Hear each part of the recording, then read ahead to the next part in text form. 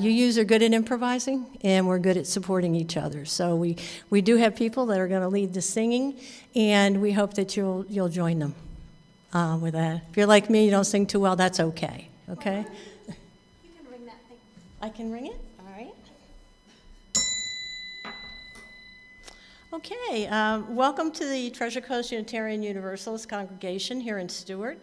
Today is October 2nd, 2022. My name is Regina Wood, and I will be your worship associate today. We are a welcoming congregation. We welcome people of all gender identities, ethnicities, ages, and backgrounds. It's wonderful to see our members and friends here in the sanctuary today. We are also on YouTube, which can be viewed now or at a later date if you want to see it. To be on our email list or to find out more information about us, go to our website at tcuuc.org, and there'll be an email link to request an online newsletter. And we send out, every Friday, we send out a newsletter, email newsletter, and it has everything that we have going on, so it's a good thing to have. At this time, we ask you to silence your cell phones. Are there any first-time visitors here? Oh, good.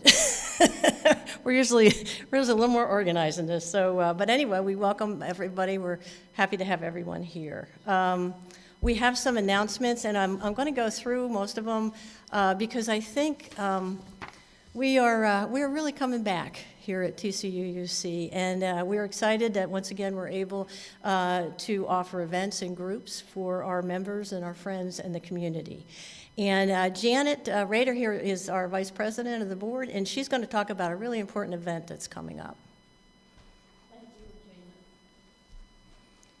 Regina. Some of you probably have noticed from the Friday update that next Sunday afternoon at 4 o'clock, we are having the League of Women Voters are bringing the congressional and the legislative candidates here.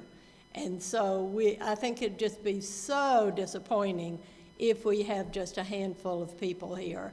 So I have made just copies of the little announcement, and I realize it's, a little bit of a stretch to come to church and then go home and think, geez, I'm going to be back there at 4 o'clock. But I think it's so special that they chose our church to come to. They've worked really hard. We've met with them twice. Their vice president, Donna Dupuy, has been here. So Bob is going to open the forum, and Bob will close the forum. So, please put it on your calendar to come back at 4 o'clock next Sunday. So I'm going to pass these out. If maybe I'll start with John. If you just take that home and put it on your bulletin board, maybe that'll be, or your refrigerator or whatever, that'll be an extra reminder that we've got something special next Sunday. Okay, thank you, Janet. An entertainment event that we have coming up is the band, the Lucky Bastards, return on Friday, this Friday at October 7th from 5 o'clock to 7. Bring food and beverages and your friends and neighbors. The band does volunteer their music, and there's no cost, but we do have a tip jar to thank them for it. Our weekly book group meets every week on Zoom at 11 o'clock. It's on October 4th, we'll be starting a new book called, it's a nonfiction, An Immense World, How Animals' Senses Reveal the Hidden Realms Around Us. And it's by Pulitzer Prize-winning author Ed Young. And there is a link to, if you look in the newsletter, there's a link to get into, there's two ways to get into the book club. One is to go to the newsletter and go through the link, or you can contact John Morn through his email address, which is jmorn@bellsouth.net. We also have our popular brown bag lunch. I told you there's a lot of them. The first and third Tuesday of each month. It's at the Memorial Park in Stewart. If you have any questions, Pam Corbin or Marguerite Gregory, who are here, they can answer any questions you might have. Bob also has a weekly current events discussion group via Zoom. And it's every Friday at 11. And so for more information, you can contact Bob at his email address, which is on the newsletter. And the two things, we have a lot of our our groups have come back that were not here during COVID have come back, but 2 new groups that we have is we have a Tai Chi class, which meets Friday mornings from 9:30 to 10:30 with instructor Jessica Roberts. And information on that is also in the newsletter, but Judy Bajoris is also can give you some information about it. And then there's a Friday Serenity Al-Anon family group that has just got started. It meets from 9:30 to 11:30 in Heston Hall. So we're excited. There's a lot going on. Of course, our board is always monitoring the COVID situation status and you know, putting out whatever guidelines we need to have for our groups. Okay, we want to give a big thanks to Judy and all the people that volunteered to do the music today, and to our greeters and hosts, and Karina Poloni, who's just our wonderful tech host. And also, we want to thank Marguerite Gregory for her coffee and cookies. She gets that all together for us every Sunday. As I said, Bob's going to be with us, but he'll be on video, not in person. Okay. All right, so we would have prelude music, but I'm going to just go right into the chalice lighting, okay?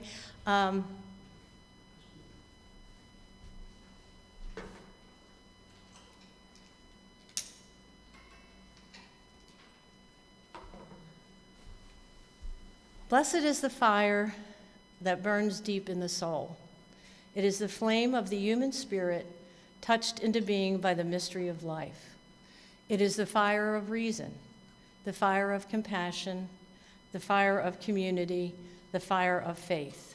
It is the fire of love burning deep in the human heart, the divine glow in every life. I did want to say that, you know, we just experienced a terrible hurricane, and I wanted to say that our hearts and thoughts are with those who were impacted by the devastation of Hurricane Ian this week. On the West Coast and other parts of Florida and Puerto Rico and Cuba, people are doing some hard suffering now. So we want to keep them in our hearts and thoughts. Here on the Treasure Coast, we did get some people did get some flooding and wind damage, and we some lost their electricity, but we were thankfully spared the worst part of the storm, and I think all of us are grateful for that. As a caring people, many of us probably wonder what we can do. Reverend Bob told me to tell you that we are waiting to get some guidelines from UUA regarding the best way we as a congregation and individuals can help people who have been affected by the hurricane. So we'll keep you updated on that and informed via our all-important newsletter. Okay? The opening words, this is called A Place of Belonging and Caring. It is not by chance that you arrived here today. You have been looking for something larger than yourself. Inside of you, there is a yearning, a calling, a hope for more, a desire for a place of belonging and caring. Through your struggles, someone nurtured you into being, instilling a belief in a shared purpose, a common yet precious resource that belongs to all of us when we share. And so you begin seeking a beloved community, a people that does not put fences around love, a community that holds its arms open to possibilities of love, a heart home to nourish your soul and share your griefs. Welcome home. Welcome to worship. Okay, and now we will sing our hymn, Come Sing a Song with Me. If our volunteers could come up.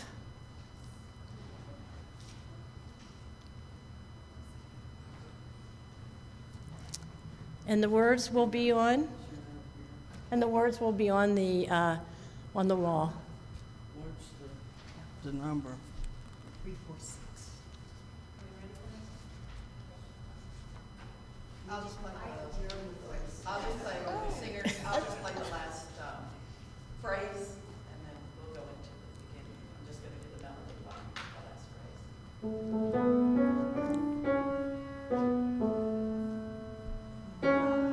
Sing a song with me. Come sing sing a song with me, and I might know you're mine. And I'll bring you hope when hope is hard to find. And I'll bring a song of love and a rose in the winter time. Come dream a dream with me. Come dream a dream with me.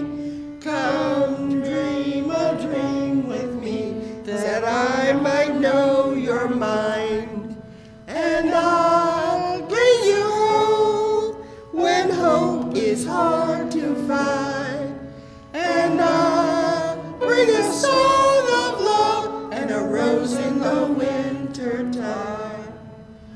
Come walk in rain with me. Come walk in rain with me.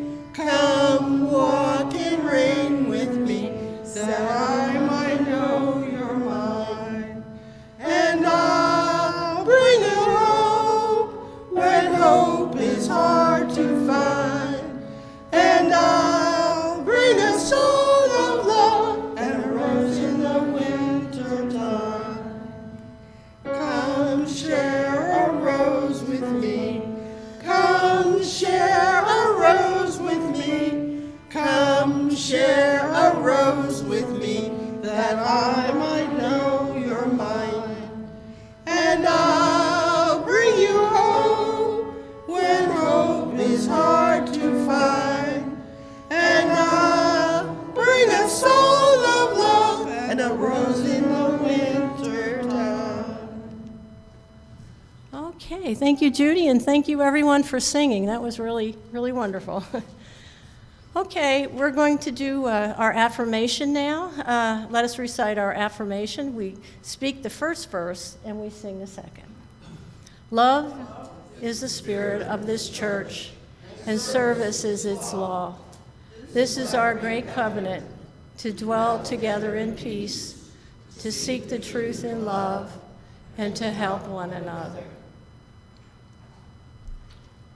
From all that dwell below the skies, let faith and hope and love arise. Let beauty, peace, and good be sung from every land, every tongue. Amen. Okay, and now we're going to have a video. Bob is going to read a story for all ages. There's Bob.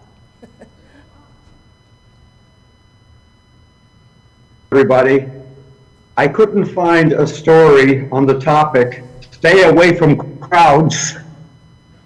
So I found something pleasing and calming. It's actually a story about bubble baths. Who doesn't enjoy bubble baths? They're probably somewhere in your past. And we probably all have a bubble bath story, unlike my story. But the one that comes to mind is we had a jacuzzi on a deck in a resort, in a condo in Aruba on the 3rd floor. And we got in the jacuzzi and said, oh, let's add this little bottle that the resort gave us. It said bubble bath. So we had the jets going, the little bottle gets emptied, and all of a sudden, the bubbles like lava flow are over the side and then all over the deck to the floors below. And we never met the people below us, and we didn't want to. All right, end of that bubble bath story, and now this one. And I'm reading this because who takes baths anymore? The quickest possible showers, and we may be missing out on something. But listen to this. This is from a little book entitled 50 Things That Really Matter. And this little story is by Jennifer Kushner. Bubble baths. There's something magical about a bath. It can become a refuge from the outside world in a way that a shower simply can't. Add bubbles to the mix, and I'm instantly transported into another world. There needs to be mountains of bubbles for it to be a real bubble bath, where those bubbles are created from regular dishwashing soap, whether they are or some fancy floral scented concoction from a specialty shop. With the bathroom door closed, the shower curtain drawn to keep out the drafts, and the candle that's somewhere nearby, I'm in my own secluded little world. I run the water as hot as I can stand it, nearly blanching myself in the process. I sink in and spend the first few minutes heating up, releasing tension and cherishing the bubbly bliss. Then I lay back and ponder words like relaxation, peace, tranquility, alone, and even I inhale them along with the tub steam, then exhale any negative feelings. As the heat evaporates into the steamy bathroom air, taking along my muscle aches, I send my heartaches with it. I swish my hands under the water, creating gentle currents of soothing calm. With my eyes closed, I tune into the sounds of the suds snapping. Then I take a deep breath and submerge, drowning out any other cares I may have. As the flame of the candle flickers outside the tub, I know it is my spirit reviving and dancing, eagerly awaiting my body to resurface and join life again. Jennifer S. Kushner. Take time for a bubble bath, folks. Okay, thank you, Bob. Sounds like a good plan. Now we're going to have, or at the point where we're going to have our joys and sorrows. In our community, we make time each week to share pieces of our lives with one another. We share our sorrows, knowing that sorrow comes into each person's life and knowing we can offer support. We share joys, knowing that joy comes into all of our lives and we can celebrate that joy together. In joy and sorrow, we do not walk alone.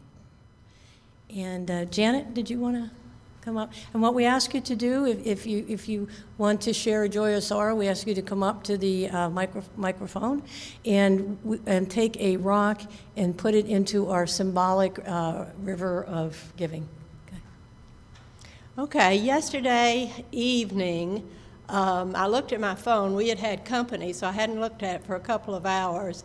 But there was a message from our own Ronnie Dembowski. Ronnie had apparently quite a bad fall yesterday. She was on a ladder. I do not know if she was inside or outside. She was taken by ambulance to the emergency room, and she was back home and said, I did not speak with her, we just texted a little bit. She was back home, and I said, oh my goodness, is Fred back home? I knew he had been on a trip. She said, yes, he was home, he was with her, and so was Robin, her cousin. So she said she simply needs to rest, but because she, like I said, I don't know if it's inside or outside, she hit her head on the table, whatever table, I don't know if we're talking about inside, like I said. But I don't know of any particular needs, but of course wanted to share that, bad news. Hopefully it's not as serious as it sounds at first. But I knew that you all would want to know about Ronnie. Okay, thank you, Janet. Does anyone else want to share a joy or a sorrow? Pam?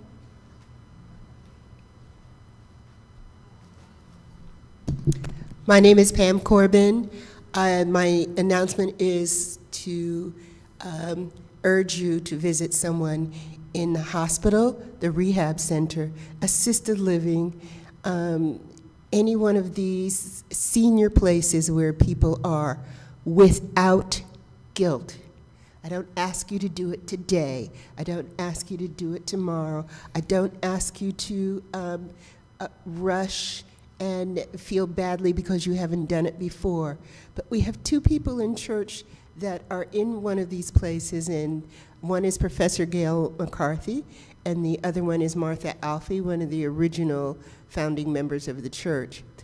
Go over, there's always a check-in desk. Go over to the check-in desk, find your friend that's in the assisted living, and ask for them and let the staff know that you're a friend and you really like this person and you're concerned. So without guilt, Bob says that all of us are feeling guilt, and guilt has no place, it has no purpose. So I'm just saying, put it on your calendar. You're going to visit someone who's in the hospital that you know. Thank you. Anyone else? Okay.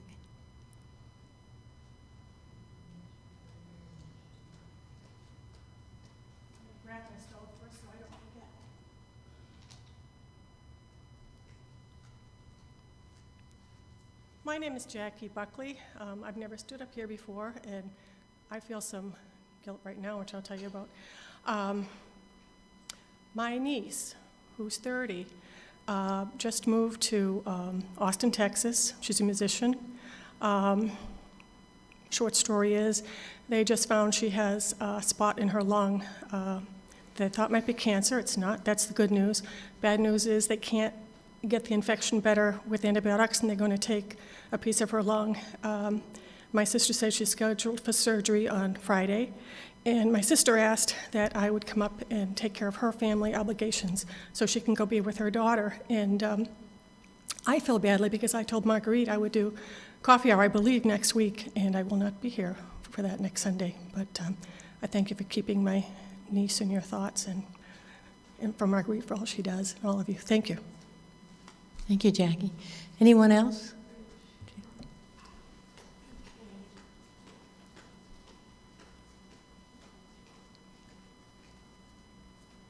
Just want to wish Bob, I'm very hoping that he recovers quickly and comes back in 3D, because Bob on the wall isn't quite as much fun as Bob in person. And the second thing is, Pam, you didn't mention where our two people were, or did I miss it? No, I did mention it, and Jackie is the one that knows for sure, but Martha is at Martin Rehab, Martin Hospital. It's where South. Yes, it's Martin Rehab South, okay, off that Salerno Road. Gail McCarthy is in an upscale, nice home. Okay. Only Jackie knows the address. Okay, okay. Well, thank you. Yeah. Yes, I miss Martha especially. Yes, thank you.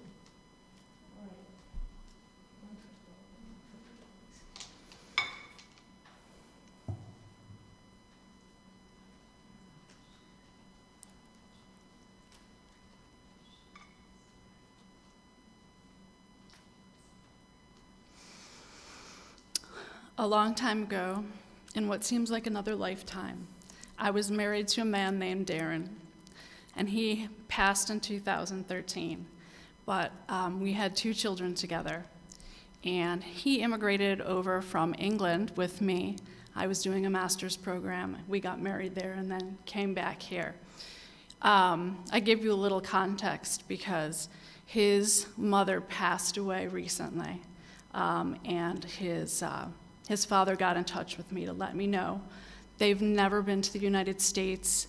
My 2 older children have never met their grandparents, but I just did want to say a few words about her and her passing. Thank you, Karen. Anyone else? Okay. Janet, would you put a rock in the River of Life for the people who were impacted by the hurricane? Thank you. All right, now we're going to have a reading and a silent meditation. This reading is from our book, from Frederick E. Gillis, and it goes, Spirit of community, in which we share and find strength and common purpose. we turn our minds and hearts toward one another, seeking to bring into our circle of concern all who need our love and support. We are part of a web of life that makes us one with all humanity, one with all the universe. We are grateful for the miracle of consciousness that we share, consciousness that gives us the power to remember, to love, and to care. And now we'll take a moment of silence so we can think about who you might want to invite into your circle of concern.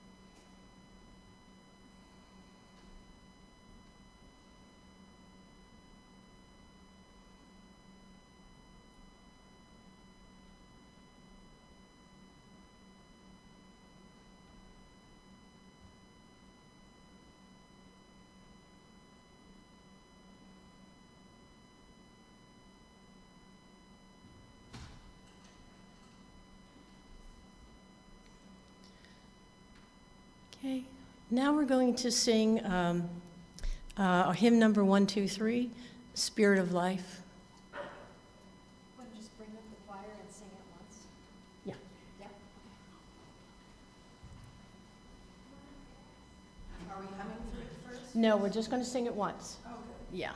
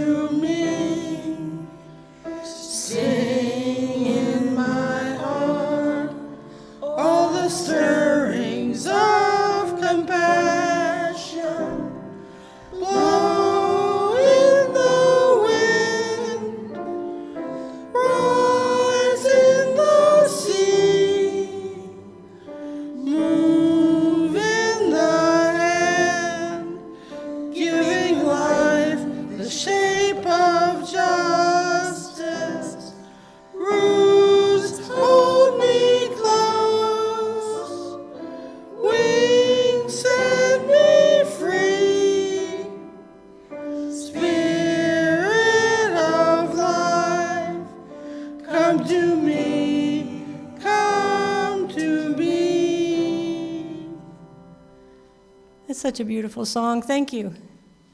Thank you. And now we have our offertory. If we could get volunteers, Jerry.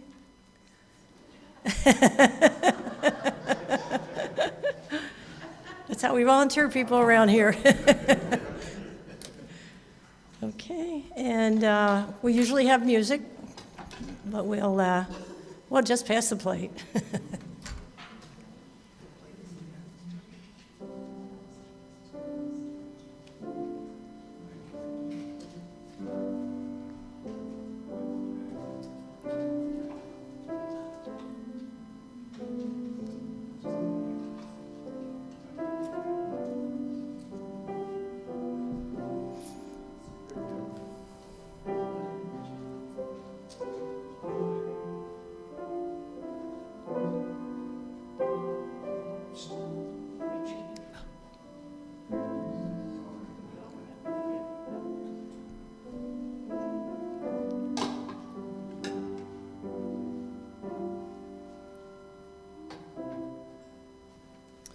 Okay.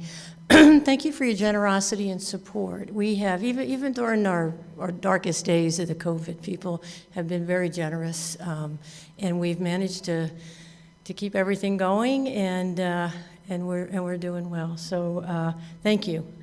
Now it's going to be Bob. What's that?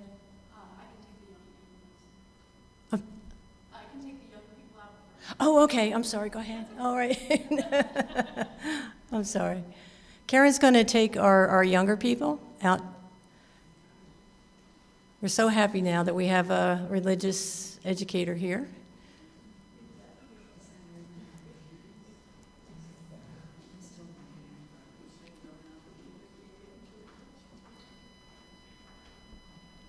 So so now it's going to be all Bob. He's going to be on the wall. But it's better not having him at all, right? So we're going to start with a video. The storm is passing over, which Bob thought was pretty appropriate at this time.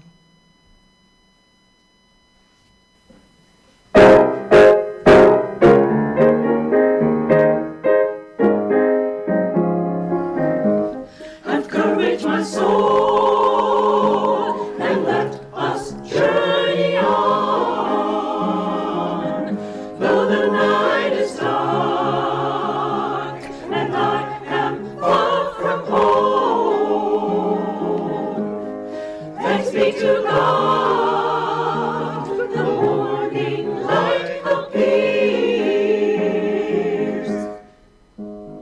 The storm is passing over. The storm is passing over. The storm is passing over. Hallelujah. The storm is passing over. The storm is passing over. The storm is passing over. Hallelujah. Hallelujah.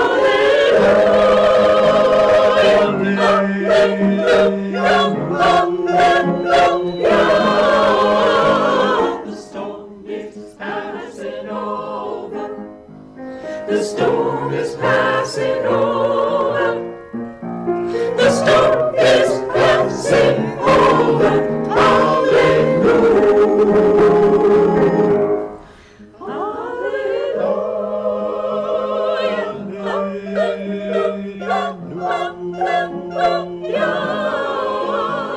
The storm is passing over. The storm is passing over. The storm is passing over. Hallelujah.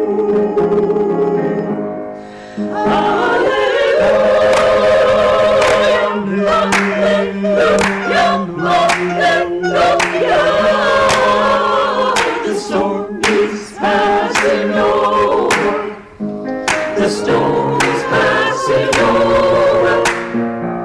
The storm is passing over. Hallelujah.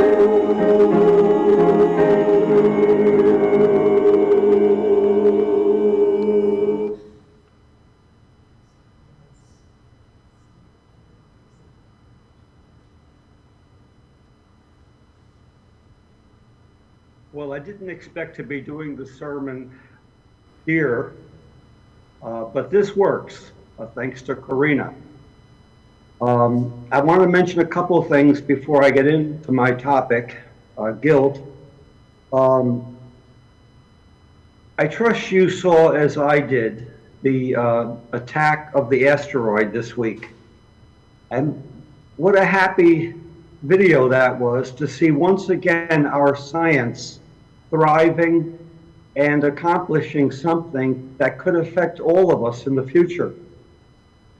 It was a wonderful thing to see, just like those pictures we've been seeing of the universe. So I got to thinking, we UUs celebrate science. We ought to broadcast that. I was saying to an in-house scientist we have named Stan that I'd like to have something like a monthly Saturday. We could call it Breakfast with our science guy, Stan, not Sam, Stan. And we could teach each other or learn from the science guy or learn from others who know. I just thought it could be an interesting affirmation of UUs and science. And I certainly like people around us in the community to know that we're doing that and that we do indeed affirm science. Yeah, I mentioned last week, but I haven't gone anywhere with it, or the week before, I forget, the thing that Deb Harris brought up about the stories that are being banned, or she and I and others brought up. We could offer something, come here to hear stories you shouldn't grow up without, like Anne Frank or a host of others. There are things like that I want us to be doing more, like the concert next Friday night. I hope you'll be out for that. I'm pretty sure I'll be back for that. We want to be doing more because we can serve the community as we do. My sermon, A Good Guilt, Bad Guilt. Last week I read one of my favorite Psalms. I thought I should say before that, this is our condo in Jensen Beach Country Club in Eagle Marsh. Behind me is the third fairway. I am closer to the fairway than almost any ball I ever hit for decades. And I'm not hitting them anymore, but the fairway is right there. And if I were facing it, you would see golfers going by. So this is better. You won't be distracted. I assure you I won't be. But anyhow, this is our new home. Last week I read Psalm 8, What is man that thou art mindful of him? This week I won't read the story, but Carl Menninger refers to it, so I'll just say something about it. It's the story from one of the history books in the Hebrew scripture, 2 Samuel. It's the story of David and Bathsheba and Uriah and Nathan. Now, King David, who's kind of an iconic and some say really a mythological figure in Jewish history, David is at the height of his power, and as he looks out from his palace, he sees a bathing beauty. This is some story having been written 2,500 years ago. It's written with acute detail, and it was read over and over again in the mid-1990s when the president of the country, I won't name him, but he had an intern, and it was read as a kind of applying to that. I never quite got it, but it came back to us then. So David sees the bathing beauty, Bathsheba. Her husband is at war for the king. His name is Uriah. David has his way with Bathsheba, and he must have the soldier come home to visit his wife to cover the king's misdeed. Uriah, the soldier, is too principled. Apparently when soldiers went to war for the king, they took a vow of chastity while they were at war. So he will not come home and visit his wife. So David, who is not so principled, has Uriah sent to the front of the army, and he, of course, is killed there, which was David's intention. So a prophet in the temple comes to visit David and tells him a fable. And the fable is that there was a rich man with a big flock of lambs and whatever, and there was a poor man with one little lamb whom he treated like family, like a daughter. And the rich man had company come, and he had to provide a meal for the company. So he takes the poor man's only animal, the lamb, and slaughters it. So Nathan says to King David, what should happen to that rich man? And King David waxes moral and says, that man should die. The prophet Nathan says, thou art the man. And then David goes into this big thing of repentance and dances, actually. And Nathan pronounces, well, he won't die. He's done his repentance. He can go on with his power. So anyhow, that story is told by Carl Menninger in his 1973 book, Whatever Became of Sin. Carl Menninger, here was a world-class psychiatrist saying this about religion and religious concepts. whatever became of the healthy sense of guilt and sin. The gang member in Bernstein's wonderful West Side Story had expressed the culture's take on sin and sinfulness. Remember, he tells the beat cop, Officer Krupke, I'm depraved on account of I'm deprived. I have a social disease.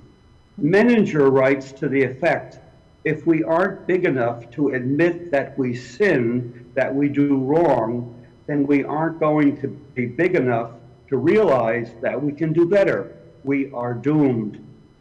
Soon after that, another psychiatrist was flying high with the road less traveled. And that less traveled road, said M. Scott Peck, is accepting responsibility. People will do almost anything to avoid accepting responsibility for the consequences of their own behavior. And he followed that with another bestseller, The People of the Lie, defining evil as the harm that such avoidance of responsibility perpetrates. Again, pop culture had expressed it well with Flip Wilson's, you remember, the devil made me do it. Whatever less than best impulse I might act upon, it wasn't me, the devil made me do it. You gotta love the devil. Without it, I have to own up to much more than I want to own up to. If it's the devil, can't blame me. Menninger's jewel, I believe, was without a healthy sense of sin and guilt, we are diminished. We aren't going to soar morally or spiritually if we can't be honest about what else is in us.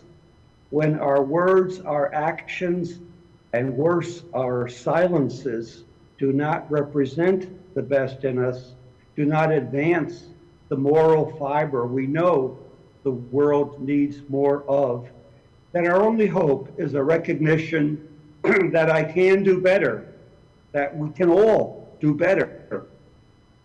And for the world's sake, and for God's sake, and for the sake of our little part of the human family, we've got to believe that if the moral and spiritual envelope is to be pushed in life, it's up to us to do it. We aren't so depraved or deprived as to think we can't. Old church rituals used to talk about sins of commission and sins of omission. There's a real top 10 list for the first kind, sins of commission. You've got to go a little deeper to ponder things I could have and should have said and done, but didn't, but still can. So having said, with the help of Menninger and Peck and the Mirror, that I do believe in a healthy sense of guilt, that healthy sense certifies our capability, our human improvability, our growth potential. Having said that and believing that, still, I find it almost impossible to say the word guilt in a religious setting because of the massive harm and unhealth and damage the uses of guilt have been put to. Guilt played a role in our being raised or lowered. It was part of our parents' homespun, pre-Dr. Spock child-rearing repertoire. What are the guilt lines you remember? I remember. Someday you'll be sorry. And you're gonna miss me when I'm gone. I remember a mother, Desi, in my rural West Virginia circuit of churches. I was a 19-year-old college student, and she had several daughters, and I was invited for meals often. She always wore an apron and a little whip or switch attached to her side. You gotta break their will. She was like Mother Hubbard, but with a switch. That was her frequent advice to me. Her idea of child rearing meant applying that switch to that part. I never saw her do it, but I and her children heard about it all the time. Religious guilt means you and I are basically condemned worms, unless and until we get right with God. I am sickened by the Christian religion's uses of guilt, Protestant and Catholic. St. Augustine is credited with inventing the notion of original sin. We are born with a tendency to be bad. Bad equals selfish, greedy, me-oriented, prideful, untrustworthy, untrusting, whatever. We are just not able not to sin. Whatever the forbidden fruit is, we bite. That's the way we are made. We are incapable of doing or being our best unless we get help, the right help, the only right help. And there is only one. Honestly, I prefer St. Augustine's honesty before he became a saint. After his famous mother, Monica, worked on him to become a celibate priest, he is known for praying, "Lord, I want to be chaste, but not yet." I often tell people if they bring us a new member, they get a toaster. When I retired from my last church in Bristol, Connecticut, a guy stood up and said, "Bob, what about the toasters?" Well, Monica got sainthood for herself for bringing in this theological prodigy, Augustine, her son. Another priest, Matthew Fox, kind of a renegade priest and author, tried to offset the Augustinian legacy of original sin with an entirely different tack. Fox called it original blessing. In the book of that title, he laid out the gift we all started out as and can always get onto and enlarge. The gift of our humanity, the unique constellation each of us is and each of us offers in our time and place, and nobody but us can. Do religious guilt and original sin function to bring out the best in us? Now, the answer to me is clearly no. I can't not bring up the babies I have been privileged to hold, those I got to help create too, and those many handed to me for a moment of blessing, baptism. Theologically, baptism is understood to have something to do with stain removal. I never got that. Babies always look like promise, hope, and the future.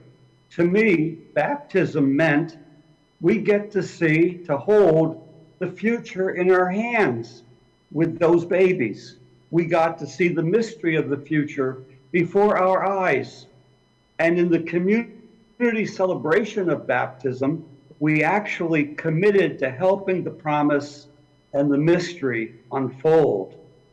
Now, we know that babies and stain often go together, but that's all about natural function, not their soul or spirit. Does religion depend on making us feel like the lowest of the low? In my teens, I listened a lot to Billy Graham's Hour of Decision. And that sounded entirely like we were filthy until we were washed in the blood. It didn't take me long to conclude that religion is supposed to hone in on the gift in you, the good in you, and not the flawed person you and I will always be unless and until. Does religion depend on our seeing ourselves as defective, as unwhole? I remember as a teenager sometimes feeling kind of defective, actually sometimes quite. That's the gift of the teen years for many, and that's why nobody wants to relive them. I remember wishing I had somebody else's parts or skills or girlfriend, but it always seemed that religion should lift you out of negativity, not mire you in it. But that's what religious guilt does. Think about the people who saw and inspired the best in you. I often think of teachers who promoted Bobby, that little runt you saw on the wall last week. They promoted that kid. Professors told you to raise your sights. Whom do you think of? Someone, people who saw more in you than you might have seen in yourself. That's what religion ought to do. You've got a brain like no other. You've got a heart to feel like no other. Don't ever forget your gift. Use your gift. What in the world do guilt and sin do for us? I have known many, too many, who found hell on this side of the grave. And the hell there could ever be, the worst hell there could ever be, was what they found cultivated in the religious seeds that their religion had planted. I know I've told you before that I had people who came to me, I know of two specifically, who told me it was only fear of hell that kept them from doing themselves in. And that created kind of a quandary for me. I couldn't say to them, don't believe in hell, but I tried to tell them a more wholesome them would make them want to go on with their lives differently. I tried. I have known many who struggled emotionally all their lives to undo the image of carefully taught original sin. It's one thing, and I think a good thing, to be able to say, I misspoke. I wasn't considerate in that moment. I didn't do what I could have. I can own up to that and even apologize. But it's something else to say, basically, that's who you are. You are your worst impulses and your most inconsiderate moments. And that, to me, is the legacy of religious guilt. Our closing hymn is number 175. We celebrate the web of life, 4 verses.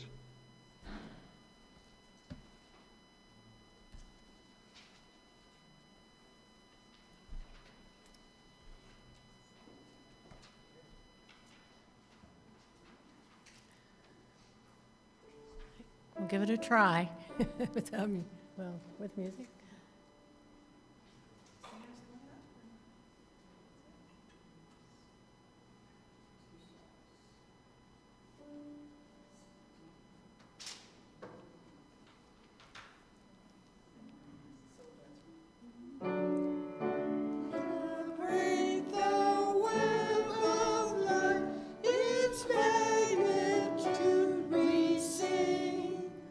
For we can see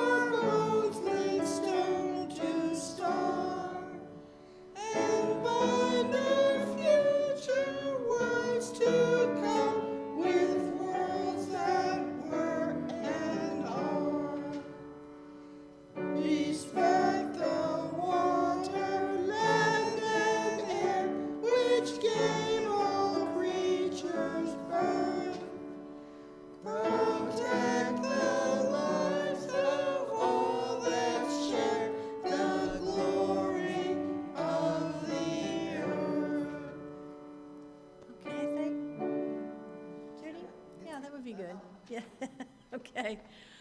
Well, we really want to thank everybody for coming to bat today. We want to thank Ham and Carolyn and Judy Bajuris and Janet Rader, and we were happy, you know, people have come out. And usually we do have music, and we do, and we also are really grateful that we were able to see Bob, even though, you know, he wasn't with us in person.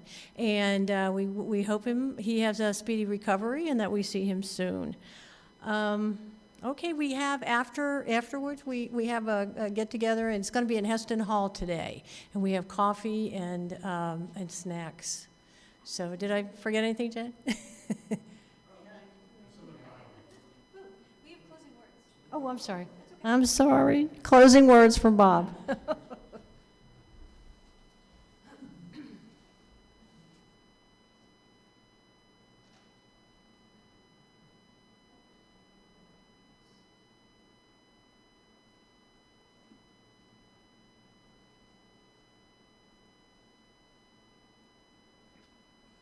Before the closing words, I just want to thank Karina for getting me through this experience. And Jackie and Regina, and all who helped with this service. And I will hope we don't have to do this again soon. I'll hope to see you out in front of me real soon. The closing words are these from Margaret Mead. You've heard them before. They're in the back of our hymnal. Never doubt that a small group of thoughtful, committed citizens can change the world. Indeed, the only thing that ever has. Margaret Mead.